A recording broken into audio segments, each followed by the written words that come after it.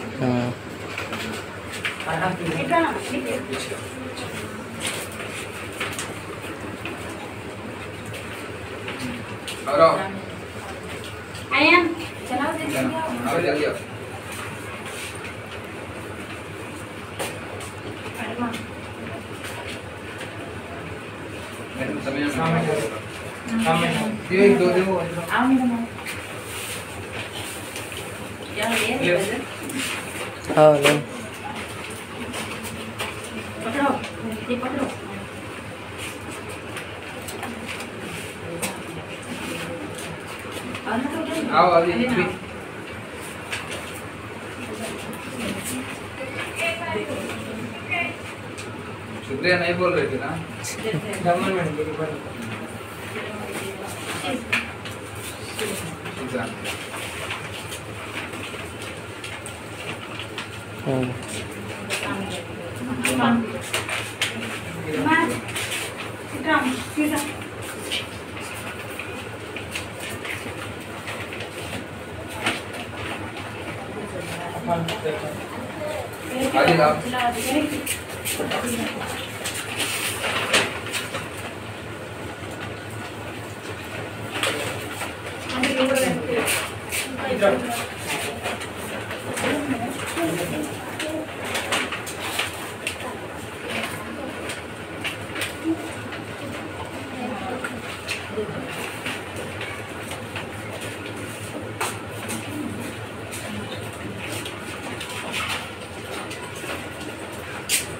post कर